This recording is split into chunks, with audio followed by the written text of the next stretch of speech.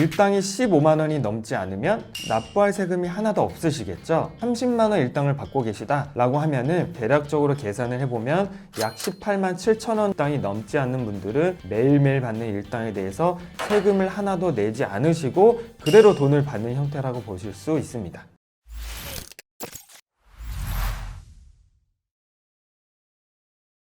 안녕하세요. 절세의 모든 것 김조겸 세무사입니다. 오늘은 인건비 신고 유형 3가지 방법 중에 마지막 신고 유형인 일용직 신고 방법입니다.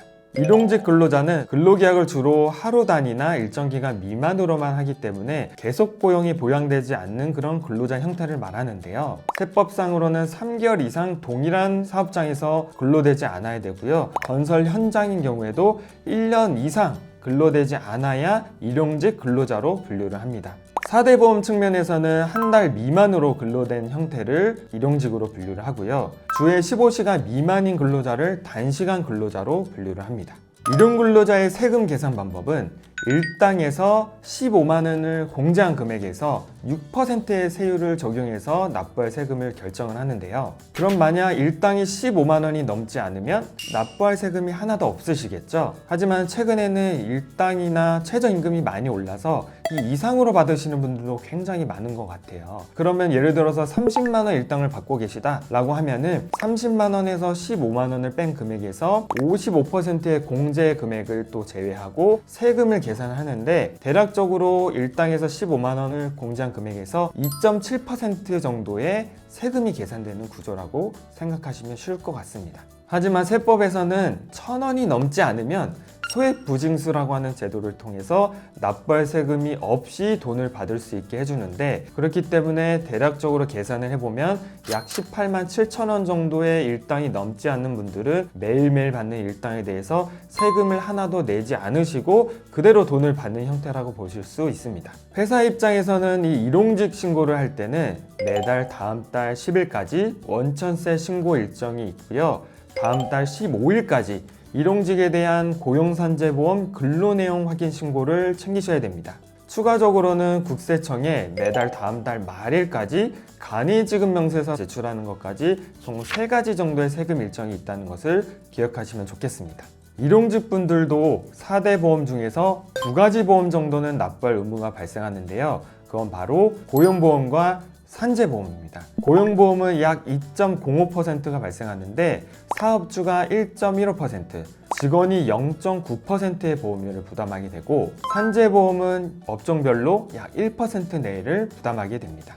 그리고 한 달에 8일 미만 60시간이 넘지 않는 근로자는 단시간 근로자라 해서 국민연금과 건강보험료 부담 없이 고용산재보험만 부담하게 되는 건데요. 하지만 일용직으로 근로하신 분들도 제가 말씀드렸던 것처럼 한 달에 8일 이상 일하거나 60시간이 넘게 일하는 경우가 있을 수 있는데 이때는 국민연금과 건강보험료가 추가될 수 있다는 점을 기억하시고 인건비 신고 유형 방법을 다시 선택하셔야겠습니다. 고용산재보험과 관련돼서는 매달 다음 달 15일까지 근로복지공단에 근로내용 확인 신고서라는 것들을 제출하셔야 되는데 이 신고서를 제출할 때는 우리가 국세청에 신고하는 간이지급명세서와 동일하게 중복인 경우가 많기 때문에 이 부분을 하나의 신고서만 제출하면은 둘 중 하나를 제출한 것으로 봐서 하는 경우가 있으니까 가급적 근로내용 확인 신고서를 제출할 때 간이지급명세서도 같이 제출한 형태로 제출하시는 게 이중 업무를 방지할 수 있어서 좋습니다.